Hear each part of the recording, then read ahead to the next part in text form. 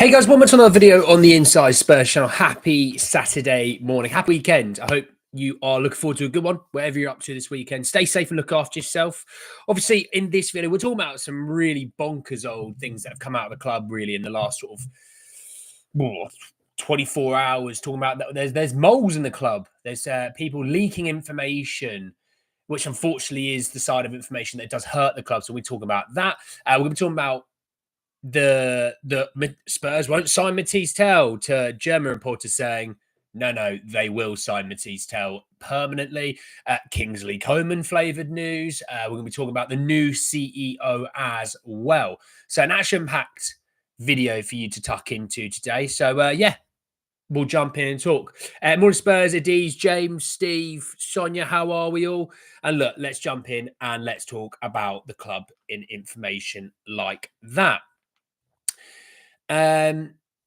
They asked, if you're not aware, there was a situation that Odebear had a hamstring issue. Okay, there was no one that really knew what that hamstring issue was, and it was leaked about an hour and a half to 2 hours before the game. So, as you can fully aware, that news at some point probably got back to Frankfurt before Frankfurt needed to put their team sheet out or change their style of whatever they need to do. You're aiding the other team. I don't want to hear that Odebear might be out until team news has come out and Ange just said, this is the reason. I don't need people trying to get some likes and retweets and things like that on Twitter because it doesn't help anyone but the person tweeting it out. Now, this is interesting. Ange says, look, there's no doubt we've got a leak inside the club. Somebody who continues to leak out information they have all year. I don't know why. It doesn't help us. It just makes our job more difficult. We try really hard to keep things in-house like all clubs because we don't want game day opposition, there we go, being aware of any sort of team selection. But we've got somebody within our camp who continually gives out information. First and foremost, that's like I said, you're aiding the other team. You're not helping anyone but aiding the other team and getting interaction on social media. I'm not saying the names of who they are that are leaking it. That's not for me to say, but you can put two and two together as to how I feel towards it. He goes on to say, we've narrowed it down. We've been looking at it for quite a while and kind of have a fair idea of where it's coming from. We'll deal with it, but it's not helpful for us. And half of it is misinformation. Half of it is half of the information, but irrespectively, it certainly doesn't help our cause because on game day, what you want to try and do is keep information in-house. We try really hard to find out information about the opposition and very hard to, but with us, someone has an open line to what we do. It's disappointing because you like to think everyone who is in our camp is trying to work with us, not against us. That is damaging. Going to be real with you. That is really, really damaging. To sort of put it into the easiest way to sum it up, we are aiding the opposition. We're giving them a leg up on us every single time because we try and because we've got people in the club who leak information to people on Twitter hours before kickoff. You already know people within, like, let's say Frankfurt, for example. That's the last team we played. You already know people in Frankfurt, they'll be checking Twitter, refreshing, trying to see if anything comes out from aggregators. They'll be digging. And they'd have found out Wilson Odebear's got a hamstring issue. They won't be playing and they'll probably play Johnson. Oh, right, we can plan for Johnson in a bit more. Oh, let's change it up a little bit. Let's do this and let's do that. And I mean, that doesn't help us. And I mean, it doesn't also help Johnson, It doesn't help the players like Pedro Porro and Dominic Solanke. It affects a lot of things on that pitch, regardless of helping the team. It also affects the players on the pitch. So, Twitter was very testy yesterday. There's a lot of people who have been fed information who were getting quite defensive. And obviously, once you get defensive, you then attack. You're backed into a corner, so you attack, and then they attacked. Oh, well, it doesn't matter. Ange is going to be sacked in the summer. That's actually irrelevant. Ange being here or not is actually irrelevant to this. This needs to stop. Full stop. I don't care if Ange was the manager. I don't care if you're the manager. I don't care if I'm the manager. I don't care if my dog was the manager. The information needs to stop. You are helping the other team. If you're a Spurs fan, you can see then you're being a bit of a problem, don't you think? You have a social media following. Even if you get a couple hundred likes on Twitter, it flashes up on people's timeline. It does for me. People that I have no idea existed in life got 87 likes on a post and it flashes up on my timeline. So someone that will get 1,000, 2,000, 3,000 likes and interactions, that will pop up over a lot of people's timelines. And if one of those people is a Frankfurt person, that information is getting fed back to the manager, to anyone within the coaching staff, and you've given them the leg up. You are part of the problem. I will be real there. You are part of the problem. Whether you think Andrew's a great manager or a bad manager, you think Wilson Ober is the greatest player in the world or the worst player in the world, it's actually really irrelevant to this conversation. You are aiding the opposition. You are a problem. And if you think you're a Spurs fan, no, you're not. I'm sorry. I'm going to be honest with you. You're not. You know, what you need to be doing is going, right, I've got that information. I'll keep that to myself. Team news comes out. You know, oh, Odebear's not on the bench. All right, maybe I'll drop the information now. No, but we'll do it 2 hours early. And then Odebear was on the bench anyway, so it was really irrelevant. So I feel like the club maybe are playing a bit of a game with people because what they would have done is given that information to a select few. And they've probably done it across different people, right? And let's say these 5 people, they've released a little bit of information to throughout the season. Nothing's come out about that information. Right, these 5 are clean as anything. Oh, we'll do these 5. We'll do the same thing. A little bit of information came out, but not a lot. Okay. This next 5, a little bit of information came out, but not a lot. Right, I'm working within this 10. And you start to narrow it down. And look, that person will get fired, you would expect.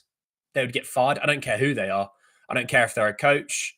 If they're a player, sell them, you know, but yeah, get rid of them. They're not helping us. They're actually is hurting us. There's no mole. Check Twitter, big man. You'd know there's a mole. Anyway, Thick Dundee is an absolute, well, I don't know who that is, but fair enough. I think it's Mason. He doesn't want to be caretaker manager at Spurs, so he's trying to sabotage to get out of the club. I don't think it'll be Mason. No mention of how this is an excellent smoke screen to preserve protecting Ange from uncomfortable questions. Ange answers all. Why are people then attacking Ange? This is part of the problem. You're actually, for some reason, backing the moles. You're backing the people that are releasing that information. I don't get that. I cannot put into an easier like structure of a sentence that it's a problem. And you'll still get people going, problem, yeah, it's this one. Even if there was a mole, so we'd be challenging the title of Liverpool if we didn't have a mole. That makes absolutely zero sense, mate. I'm sorry. We are discussing the new CEO. It's coming up next. So yes, hopefully that person is found out. And because they're doing things like that and they're releasing, I mean, you think about it, I used to work in a bank, right? GDPR, things like that. If I release information about your bank account to the world, sacked. See you later. Get out. This is the same similar style. You're releasing valuable information about the club. Sack. Get out. And if it's a player in the reserves, catch you later. You're gone in the summer. And I don't care who the manager is. That player is gone in the summer. End of. Pathetic. Honestly, pathetic. But yeah, I want to talk a little bit about Matisse Tell because there was reports out, that Spurs aren't going to sign him and they're not impressed with his sort of current trajectory. And then there was reports that Spurs will sign him, but they want to negotiate on the option to buy, which I'm going to give you the information first. But Ange was talking about Matisse Tell, and he says, don't believe everything that comes out of the German press. Any press really these days. I shouldn't say press, but just information in general. The days of it being double-checked, triple-checked, triple-sourced are long gone. Matisse is important for us. When he came in, people forgot he had hardly played at all at Bayern, and we threw him in.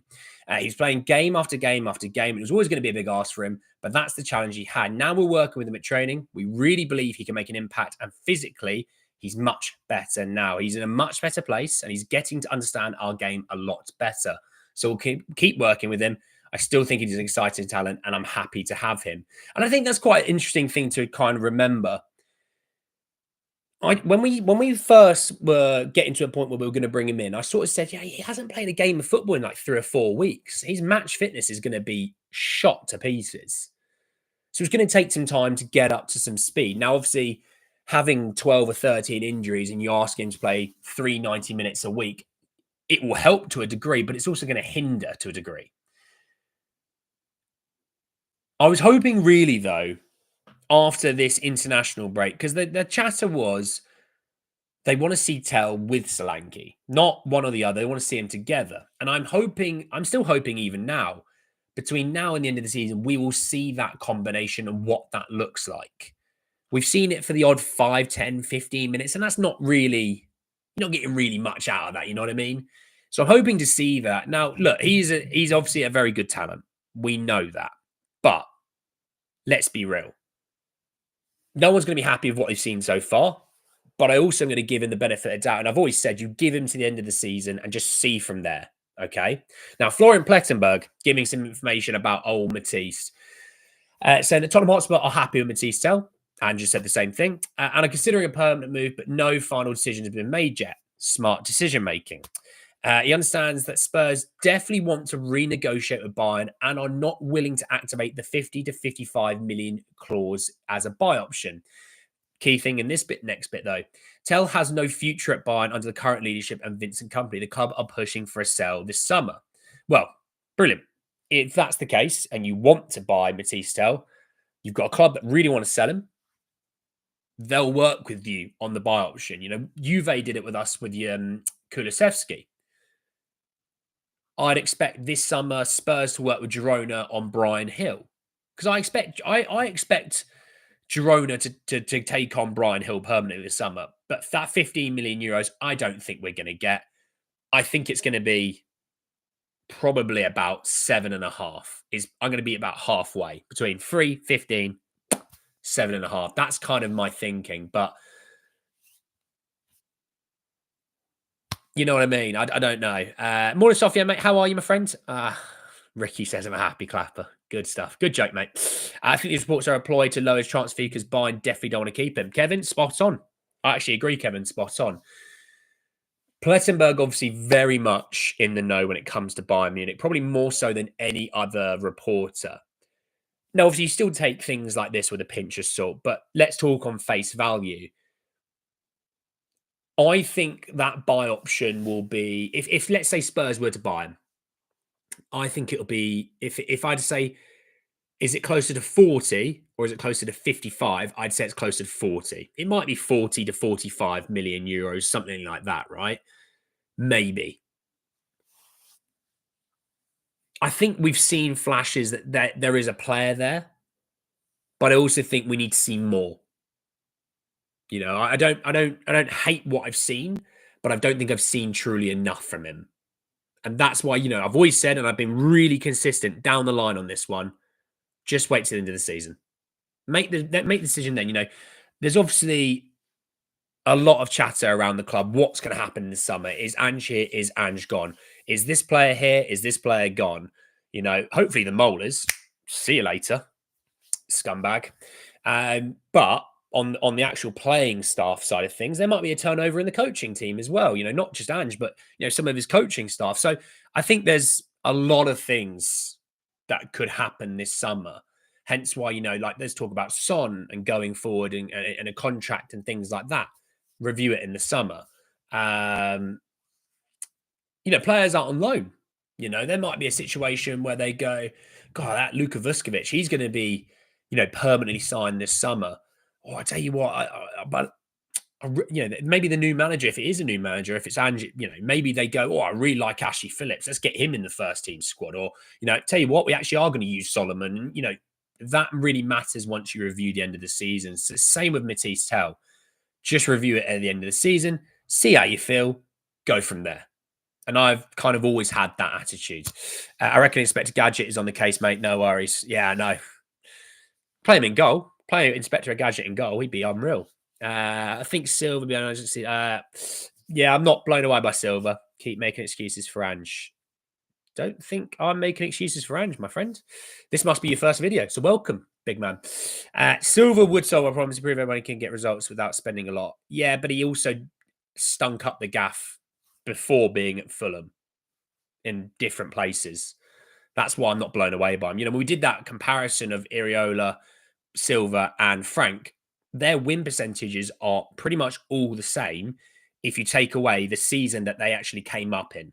So with Fulham, Brentford, Fulham and Brentford, take away their championship, like league winning title, wherever they finish in that league, and compare it to Iriola and the whole time in the Premier League, they're all at about 41% win rate.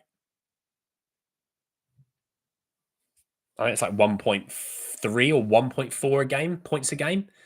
So that's why I'm saying there's not a lot between them. There really isn't. It'll be coming down to who you prefer. You know, I don't think there's a right or wrong option between the three. Silva isn't the one for me personally, but I don't think there's. I don't think he's a bad manager, by the way. I will put that out there early doors. I don't think he's a bad manager, but I'm not blown away by him. That's all. You know, the sell-on clause should include a sell-on clause of Spurs selling Hill for 7 to 10 million. Well, the buy option's 15, and that's why I'm saying they'll negotiate it down. And I think Spurs will come to the table and negotiate that, you know. We need to get rid of that manager. Ricky's on one today. Andy, am I ange in or ange out? I am absolutely neither, because all I care about is Frankfurt in the week. I'm neither one of them. So if you think I'm a happy clapper, then I think you probably need to have a look at what a happy clapper truly entails. And if you think I'm a misery guts, you probably should look at what a misery guts truly entails. I think more level-headed common sense prevails in all situations. Things aren't good enough, no, but there's still stuff to play for this season. You're also not getting a manager change. That's the other thing I think we need to remember. We're not getting a manager change. We're not getting a playing staff change. So just support until things can be changed. That's the way I look at it. You know, mate, you make a live stream for next Thursday's game. That'd be awesome if you did. Maybe, I don't know. Problem is, it's late for me. I'm asleep normally by 10 every night. So, you know, by that game's finishing, I'm like, that'll be clipped. That is a mad face to pull, and that'll be clipped. Jesus Christ. How many games a week does Silva play? He plays one a week. So all three of them do. Well, whenever they have to play 2 a week, you know what I mean? But it's in theory 1 a week. The other issue is that we're not accumulating a lot of young attackers. Not all will be kept. Jono, Odebear, Moore, Kulusevski, Yang, and Scarlett. Yeah, I mean, I think...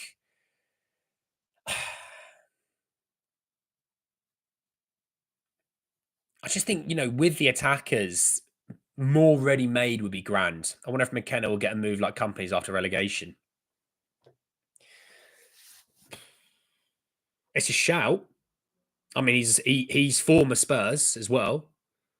I'd rather McKenna over Mason. I'll say that for sure. Every day of the week, twice on Sunday. You know, obviously this season hasn't been fantastic for Ipswich, but I think that's more of a correlation as to teams coming up from the Championship struggling, and there is a real correlation over the last sort of 5, 6, 7 years, and most of that is because they don't have the money to spend to leap up. You know, and when they do, they are breaching financial fair play, you know, like Forest did. Now it's different now. Forest have got past it, but it's like you're taking a huge risk that if it doesn't pay off, you could set your club back years and years and years. Look at Leeds, look at QPR, Portsmouth. I mean, they went down to like League One, some of them, League Two even for Portsmouth. So I think, you know, that's a real... There's a fine balance. You know, Ipswich obviously made, I think, a lot of changes in the summer. Obviously, Delap's looked fantastic, and they've got some really interesting players, but it's so hard for most sides to come up, you know. I mean, look at them this season. Together, the points total they have all together, it's, you know, but it's a good shout, though, on McKenna. I mean, you watch Ipswich in the Championship, they were playing some sexy football, and it's hard in the Premier League because, you know, you've got Manchester City and Man United and Chelsea rocking up with over £1 billion worth of players in their squad, and you're Ipswich and you've spent max 100 million across the whole thing, and you're like, it's quite hard to do the sort of football that we want to do. You know, it's the thing that I think Company struggled with last season. And I mean, if you watch Bayern this year, I think Inter in the week, it was more about Bayern not putting away simple chances. But you watch, I mean, I watched Bayern destroy Leverkusen, destroy them, and that is a undefeated double winning side from last season, and that's company style of play. And I watch Bayern quite frequently because like they're always on like 2:30 on a Saturday normally, or they're on like a Friday night. And I'm like, I'm gonna stick Bayern on. I'm just gonna watch some, great football. I mean, they've got the Klassiker today. They got Dortmund at 5:30. They've got some injury issues. Musiala out injured. I don't think. I mean, I'm going to be talking about Kingsley Coman in a second. I don't think they're getting enough output on their left hand side. But Michael Elise might be one of the best right wingers in the world right now. He'd be rivaling, Lamine Yamal and Salah and things like that. I think that's how good Michael Elise is. There's a Winks and Skip correlation too. Oh Jesus! Would I take Motta? Difficult one with Motta. I'd like to do a bit more research on him personally before deciding. Yes, obviously, shout out to is it under 17s, wasn't it, that won the cup yesterday? Luca is a proper player. Oh, it's a title. It was a title, wasn't it? It was a cup, it was a title. Luca's a proper player, by the way. He's going to be an absolute baller going forward. Do you see Levy paying Palace for Glasner if there's a manager? Yeah, Levy doesn't mind spending money on managers because he's hoping the manager will get the absolute maximum amount of the players. Therefore, he can save money on wages and players. That's kind of what he's always done. Mourinho, Conte, both being paid crazy amounts per year. The idea really was get these managers who are going to train these players up to a level above where everyone else thinks they could be. You save money, Big fan of McKenna. I like McKenna. Would you consider buying Hutchinson for Ipswich? Talent, don't know though. Want to do a little bit more research in him. Trying to get some consistency from me there. Maresca was also, Maresca was a championship manager. Absolutely. So look, moving onwards and upwards, let's talk about Kingsley Coman. Again, Florian Plettenberg talking about Kingsley Coman, saying that Kingsley Coman has already internally expressed his desire to leave this summer. Saudi clubs are now taking the matter seriously and are planning a visit to Munich for talks with Bayern. In England, Arsenal are considered the most concrete option, especially since Leroy Sané is about to extend his contract with Bayern. Spurs would like to sign Coman, but are currently in a waiting position due to his high salary. Kingsley Coman, wage per week. Let's have a quick look at this. Jesus wept. I mean, Capology reckons is on 327,000 euros per week. He's earning 17 million euros per year. Yeah, Spurs aren't doing this. I mean, Salary Sport has it at 247k per week. Spurs aren't doing that. No. Okay, that's a dead rubber. Spurs won't be doing that with a 20-foot pole. It's not going to happen. It really isn't going to happen. What? 250 grand a week the guy's on. He's in his late 20s, isn't he? He's had some big injuries. Watching Bayern, like I said, I watched quite a lot of Bayern this season. Musiala. Oh, okay. Fabrizio Romano reposting Ange quotes from yesterday. I panicked there for a second. Musiala and Elise and, Kane. They're moving off of Thomas Muller, but, you're looking down that left-hand side, like Sane, wasteful in the attack. Kingsley Coman and Gnabry, between them, don't even stay fit for a season. So, yeah, I wouldn't be doing this personally. I think we should be doing smarter business than this. People will listen to the name Kingsley Coman and get super excited, but he's not nearly the same player as he was a few years ago. All right. Appreciate it, Ricky. You're more than welcome. Positive I take from the season is the growing pressure on Levy, at least very well could.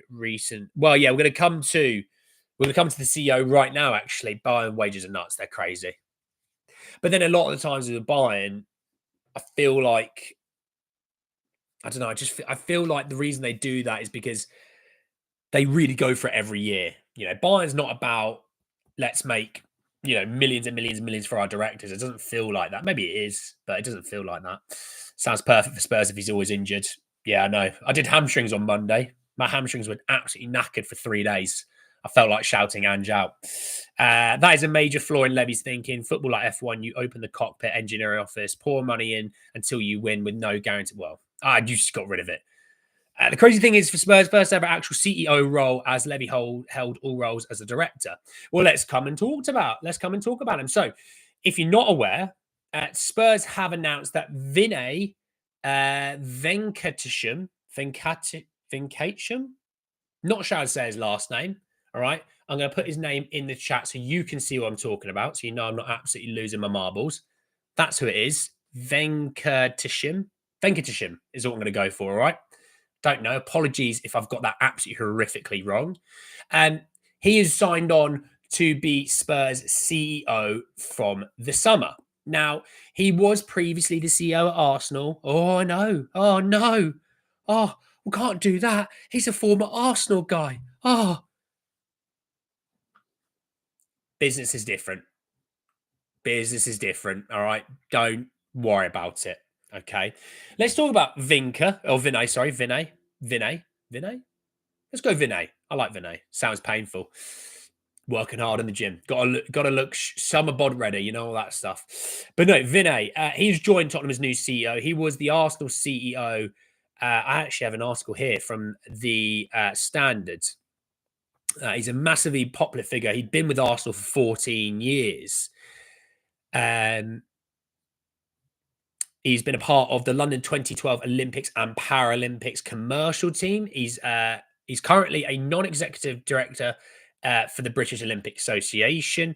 But the business side of sport is where Vinay expertise lie. And he joined Arsenal in 2010 as head of global partnerships, overseeing all the club's commercial activities after previously working as an oil trader and a strategy consultant at Deloitte.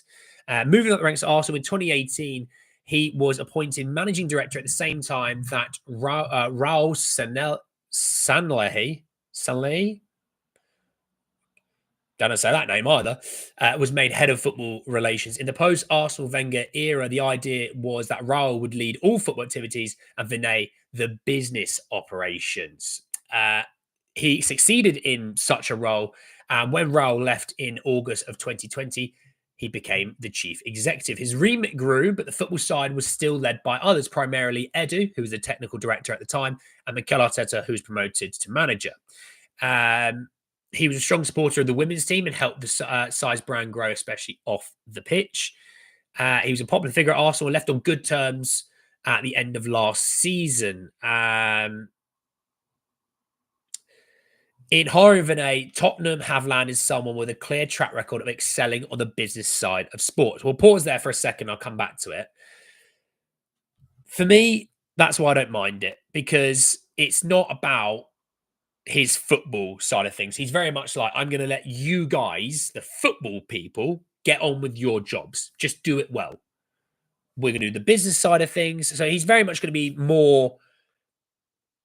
He's going to be more involved with Levy, and I think things like the name of the stadium, is that ever going to get sorted? Potentially investment. There's still talk about Spurs wanting minority investment. We've only been talking about it for about a gazillion years, so we'll talk about it for another gazillion years more. But is he going to be involved in that? Obviously dealings with sponsors and things like that as well. Maybe he's going to be involved in the hotel building. I know these things might annoy some people. I'm just talking about what he may be involved in. He became really chief executive of Arsenal and started the turnaround from being near enough a mid-table side into now challenging for a Premier League. He was there when they were crap, and then they got good. And then he was like, I'm going to leave. So there's that. He was a massive reason to that. I mean, when you talk about the Cronkies, who are the guys who own Arsenal, that they own franchises in America. They own the Nuggets, the LA Rams in the American football. Nuggets are obviously basketball. I feel like they own a hockey team and probably a baseball team. I don't really know, but I know those two, they're the main two, at least, the NBA and the NFL team. They obviously Arsenal had a really, really bad relationship with the Cronkies. They wanted the Cronkies out. The Cronkies were never in communication with the fans, and the fans hated them. Do you hear anything about Arsenal fans and the Cronkies now? I paused for a dramatic silence. You don't. They don't mind the Cronkies now. They have a bit more of a communication with the Cronkies. They do actually hear from their owners, but because of that, Vinay was a massive part in the communication. The higher ups were explaining things a bit more. They were actually listening to the fans. It's one thing that Daniel Levy just hates is the fans. He hates listening to us. And that's genuinely, I really do believe that. Business side of things, he's been phenomenal. He's turned us in from a mid-table club into the 8th richest club in England. But he hasn't got down the relationship with the fans yet. It hasn't worked. And Vinay will be a guy that will help that bridge maybe mend. And there's a potential that it could be mended. As much as people might want Levy out, you just never know. You just never know. Things can turn around. I mean, like I said, the Cronkies were hated. They were protesting. They were doing all the things that we're doing. They were doing them years previous with the Cronkies. Don't hear anything about the Cronkies now. They spend the money that the club makes. They're spending extra 100 million on wages than we are. They're now in the Champions League. They're now turning over more and more money, but they're also pumping more and more money into the club. It's all those things, it's things like they put money into the women's side of things. I mean, Chelsea are trying to sell the women's team to the owners for 200 million. Now, it's not worth 200 million. There's no way in God's green earth it's worth 200 million. Some Premier League clubs aren't even worth 200 million.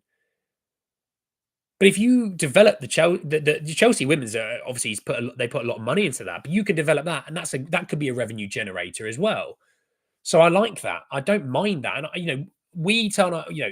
We as Spurs fans, we turn up our noses at them hosting events. I don't think it's a problem them hosting events. If that's turning over money, that's great. The issue is what we're finding is more should go back into the first team, because that's the only reason you have this stadium. It's the only reason that you guys are turning over hundreds of millions is because of the first team. So that's why fans want more money put into the first team.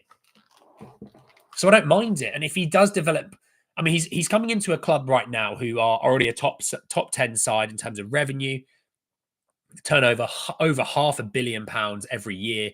It's only going to go up. The more time you ever go into Europe or the sponsorships, the more events you put on the stadium. If he does that, and he just gets an extra sort of, even if he gets an extra 10% on the revenue, that's an extra 50 million every year. Could that be an extra player every year? It's those sort of things.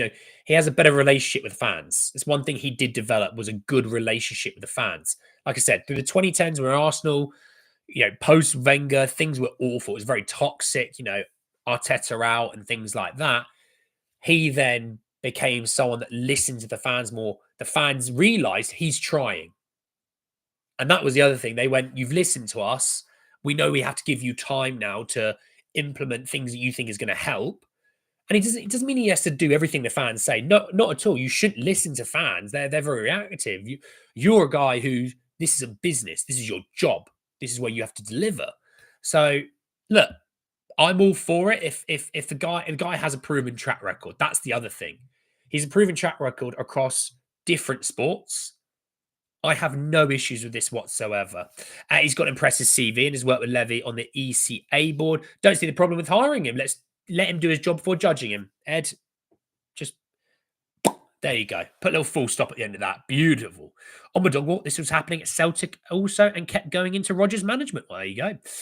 He's better at football operations than Scott. Many was after him. He improved the medical and sports department. Yeah, Scott Munn did a massive rehaul on the medical team at the start of the season.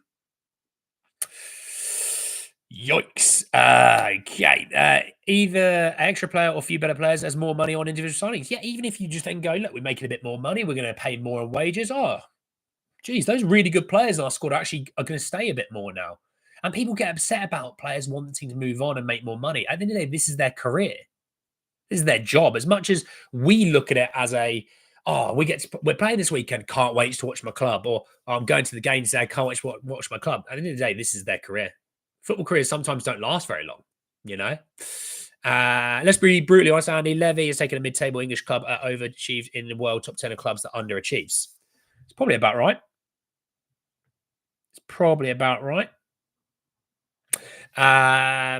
People moaning about him being ex-Arsenal, but it's like saying someone who worked for Apple can't work for Microsoft. Yeah.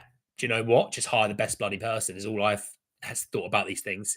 Talking about, though, his business side sport, that is where his expertise lie, and it is unlikely he will massively interfere in the works of Spurs' technical director, Johan Lang. An intriguing element of Vinay's hire is his ability to connect with supporters, which he did very well at Arsenal. He made a point of trying to make the club more transparent via forums and advisory boards, with the failed attempts to join the Super League in 2021 having an impact. The Arsenal Supporters Trust posted the following statement when he was leaving in September of 2023. They said, the Arsenal Supporters Trust is sad to hear that Vinai will leave the club. He was genuinely committed to fan engagement and improved relations considerably when taking over. He was always available and would be direct, honest, and in discussions. Vinai also rebuilt a younger, more diverse and dynamic executive team at Arsenal that is making a difference. We wish him well in his future endeavours. It sounds like he was a loss for Arsenal. It really, really does sound like he was a loss for Arsenal. And I think, you know, if he does, get those lines of communication with some fan groups, not only the other key thing to that, not only is having those lines of communication, but it's also some of those fan groups to listen to the club. I think that's what fan groups want. It's not all about, listen to me, we're the fans. I think some of the fans go, we want to listen to you. What you got in store and what's your plans and what you're thinking. They want to be, fans just want to feel like they're more involved in the journey, which I totally get. I totally get that as well. There's times where they don't need to be at the end of the day because they're fans. They're not people that are, doing the job. But we do need that, and I think he will bring that, and I think that will be a massive, massive thing. You don't forget, the toxicity at the club, and it is toxic at the moment. Everyone wants to be right, but no one wants to admit someone else could be right. That will put people off joining the club. It will. It'll put off players joining the club. That if it's between us and another, let's say, a top 8 club, they'll go. That other club looks a lot happier, and I want to be happy when I'm at work. As much as it's a game of football, it's their job, and when you're at work, you want to be happy at work. You want to be happy in your profession. These are the same. This is the same thing for these guys. So, if that improves, it's massive. If he does better business for Spurs, as much as people go, well, that's Levy taking more into his back pocket. If they spend more or they put more of a emphasis on the first team, like it's like we've got this great stadium and it hosts NFL games and concerts and boxing events, and we've got the F1 and we have a football team. No, it should be we've got an amazing football team at this amazing stadium, which also hosts that. There needs to be a change of mindset. The reason you have this stadium, the reason why you get any money, you have this job, is because of Tottenham Hotspur Football Club. It's not because of the F1 track. It's not because of a hotel that you want to build. It's not because Anthony Joshua boxes every now and then at the Tottenham Hotspur Stadium, or you've got Beyonce or Taylor Swift or Chris Brown in the summer. None of that is relevant. The football club is the reason why it's there. And we need that change of mindset as well from the higher ups. Put the football first. That's what matters most. Football first, football first, football first, football first, 50 feet, then everything else. And maybe Vinay will do that. And I am going to give him the absolute biggest benefit of the doubt, because you should give him the benefit of the doubt. Don't expect things to change on, August 1st, by August 1st, because he'll only come in the summer. I'm going to give him a good few months to really start to implement his whole thing, all right? Wait until 2026 is probably where I'm going to be with it. So let's sort of see. When you think about Spurs, is such an attractive place to work. A successful football team will bring prestige and pride in the badge. We are desperate. There's a massive improvement in our youth. It's where Spurs can make its money. That's good. It's good, isn't it? Not bad. I think I can put it into... Look at that. Yeah. Didn't think I could do that, did you? Before the ban, pressure used to address the fans at the end of the chance window and occasionally participate in press conferences. I kind of missed that. Same, mate. Same. We'll see. But anyway, thank you so much for joining me this morning. Go and enjoy the rest of your mornings, afternoons, evenings, wherever you're in the world. It's bloody gorgeous out there. Get outside, get some sun, have a few beers, enjoy yourselves. All right, there's plenty of football on to watch today. City kick off in about an hour. Leeds versus Preston as well. That should be a good game. And I'll speak to you all tomorrow to give my last minute thoughts ahead of Wolves away. Look after yourselves, and I'll speak to you all then. Take care. Peace.